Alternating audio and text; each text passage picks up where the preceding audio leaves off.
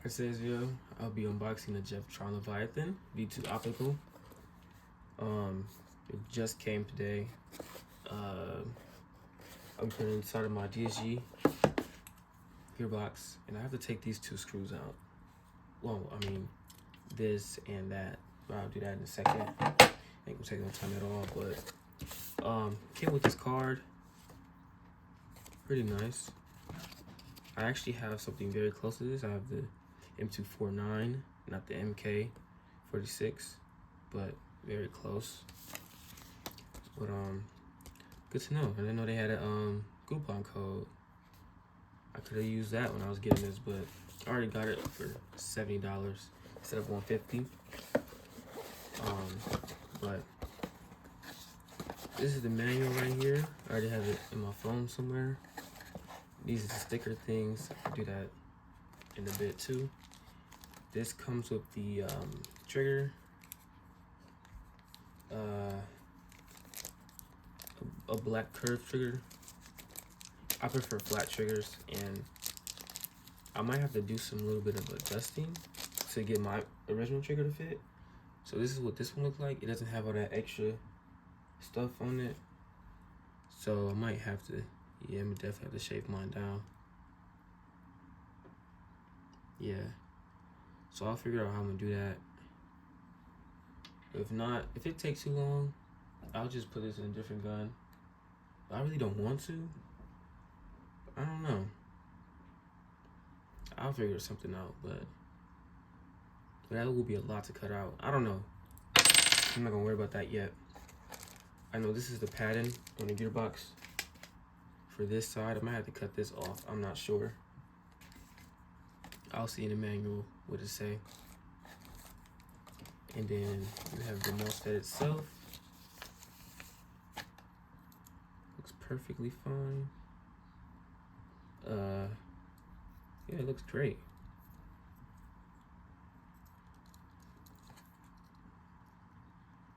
Micro switch. Yeah, I think I will cut them little pieces out. I'm gonna see what the manual see. I'm gonna see what the manual say, but yeah, I need to see about that. So first, I'm gonna just put this right here and get these screws out.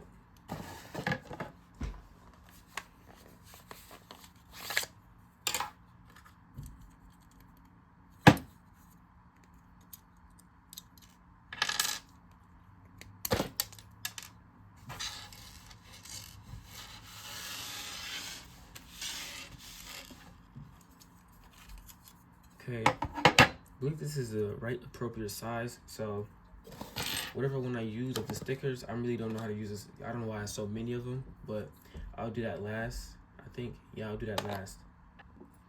All right, so it was just a little bit of dirt, but they actually give you a screw to put in there. So I'm glad I wasn't gonna use my own screw.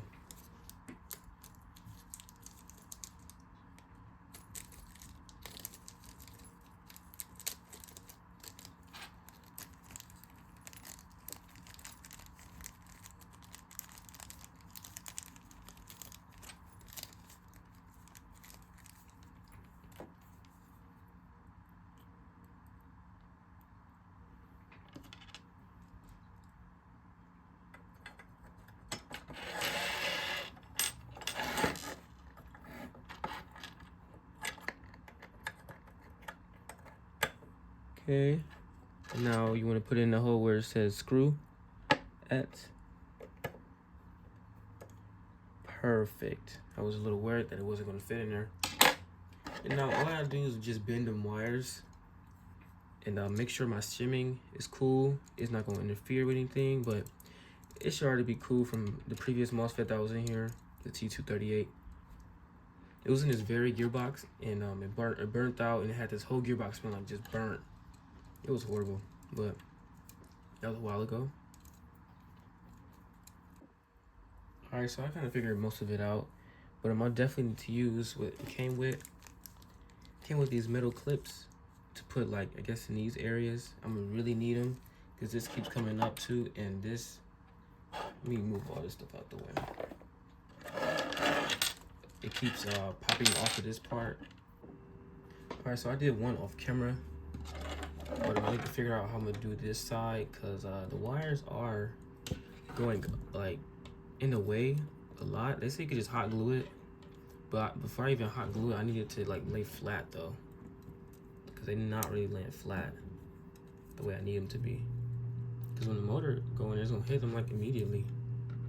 Maybe I could just like lay it flat once both the tension is on both sides. Yeah, probably that. So I'm gonna just do it normally first.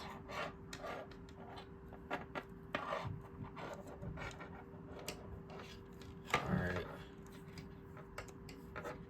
Okay, then once you got the layout, you grab the little piece like that. And I could do it right here. This would be a great spot. I don't think it would work right there. So I'm gonna just do it in this back part. Alright, so I had to wedge it in there pretty hard without stabbing the wires, but now I got it in there. Had to push it down a little bit more. Alright, there you go. That is very helpful. More MOSFETs should do that. I'll figure out something with these wires, but they're definitely an eyesore and in the way. Alright, so this is what it looks like with the trigger in there. I'm gonna just definitely keep this trigger in here for good. I don't know, I feel like I want to keep the real feel thing in there. I'm gonna just adjust it once I'm like, that's like the last thing I got to do inside the gearbox, to like where it's gonna engage to about like right here. Then I press the trigger and it will go through the little fake little spring thingy. But if I can get all my internals in there, then figure out this little part off camera, and then we get to firing it. Alright, so I'm finna do the tappet plate now. I think I might have it working, not all the way though, because it's like, I don't know if I'm getting connection with the trigger and the real feel thingy, because it was like the trigger is like, it's very rigid and it gets stuck like this. I don't know why.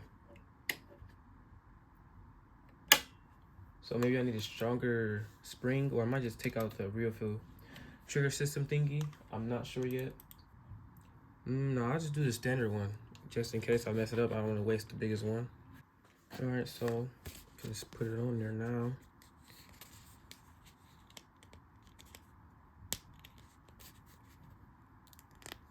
Alright, just like that, you take it off.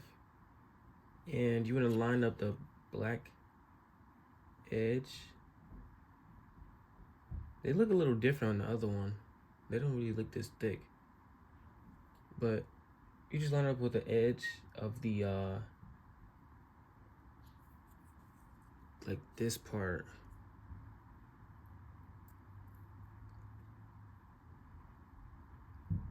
What you do with tweezers, but I don't really got no tweezers, I don't think. Okay, so just like that. So that should be cool. You can just lay it on here right now too. Got my spring in there too. I don't know if it's gonna work, but guess I'll start off in this position. I'm not really sure, and I also don't know if the trigger will work, or even if the motor is adjusted right. I don't know. It's a whole bunch of factors. All right, so first they want you to download the app first. All right, so pretty much you connect it through Bluetooth and then put the password in, default one. As soon as you got that, you could change it. I didn't change it yet because I wanted to show the settings real quick, and I'm trying to configure it. So then this is the part where I was at. All you gotta do is click that like tool button, then get to this screen, and basically calibrate it yourself. If it's like in a certain spot that you needed it, that's how you would get to that. Make it accurate for each position on the gun.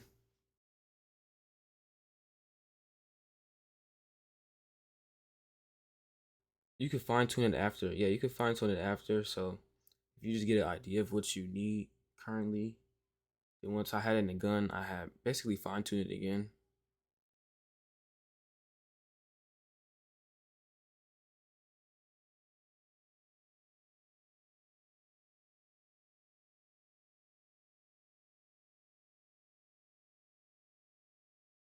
They pretty much do that for each one, and then you get to the end of that, and it shows this.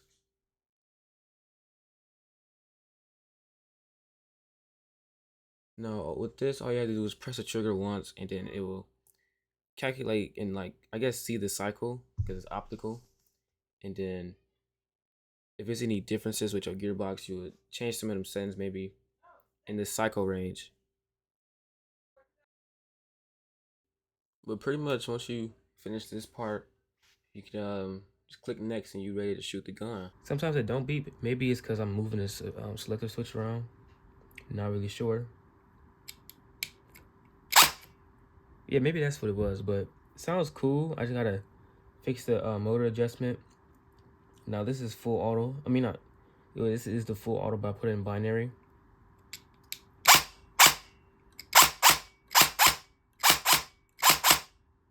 So it's very cool. But besides that, I do have a stock motor in here. Because the motor I had in here, I don't know which one is positive or negative. I gotta figure that out later. But since I know it works and everything's cool, I just gotta take it back apart and go figure out this sugar stuff because it's really weird. See? It's crunchy. I don't like that.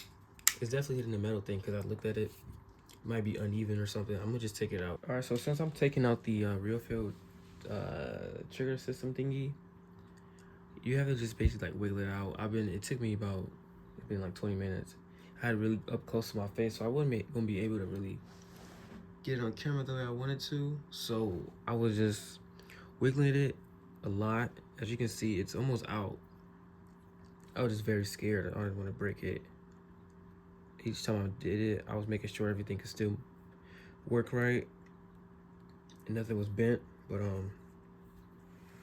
you need some like thin ones like this and just like wiggle it out. I'm at the point where I can just like pretty much lift it out now, but it really took a long time. Okay, there we go. Make sure everything still works. Yep. So I think it was like glued in, kinda, in a way. So that's cool. And this is the remainder piece that you were taking out. Just a little spring. So now that's out the way. I'm gonna put it back together now. All right, so I was in the wrong preset. I already have a preset for it. It wasn't in there. I had to, connect it to the app first, then it would get to that preset, and I had to tune it a little bit. But this is how it sounds.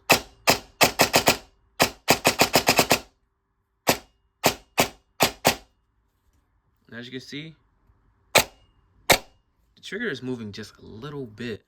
I don't know if the camera picked that up, but I did put that on there too. I don't know if it's hearing that, but it has the settings where if you change it to either or, it makes sounds. I just did random sounds, so I don't know if it picked it up or not. I don't know what this is.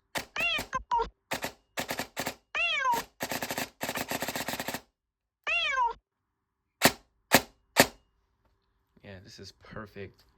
And they are starting to get warm a little bit, but that's normal. Now let's do it with a 11.1 LiPo battery. But first, let's get the full auto with the 14. Okay, so this is the full auto with 16 volts. Let's see what it says on the I'll just put it right here what it says the RPS is. All right, so I tried to use my other 11.1 battery, but I think it's probably low and it's already old, and I need probably a new battery that's not that old. So I end up just going back to this. But yeah, my next video I'll go deeply into the settings of the Leviathan. That's all in the app. It's very nice. It's definitely worth it, especially the sale that it was on for $70 something. I'll definitely get another one in the future. Probably for my SCAR, maybe. I'm not sure. For some gun I got. But it's definitely way better than a Parent Hybrid, even though they're like different price ranges. All right, so we got everything plugged up again, and we have everything charged. So these, when I checked it on my battery capacity thingy, these was both at 60%. So it was never going to be like any good performance out of that. And basically all the batteries is low. I don't know why, but they all fully charged now, and I checked the app. It said about a high 16 volts, so that's pretty good. So even one of the batteries should work by itself, because I think one of them was working, like a 7.4 was working by itself on this. I can't remember though, but I'm gonna test it out too. But I'm just gonna be testing my batteries out, and that'll be it of the video. So this right here is like a burst or something. 6 rounds, yeah, 6 rounds. This is semi-auto. Full auto. So let's go see what the what it says RPS is now. Alright, so I tried to use the single 7.4 off camera, but it didn't work. It was saying a high current to the MOSFET or something. I don't want to keep doing that, messing up the MOSFET or anything like that. So I have this in here now, and it's fully charged, like I said earlier. And sounds great with 11.1. 50C. I just gotta get a new 50C though. I hope that wasn't too loud. But this is the full auto. It's not bad.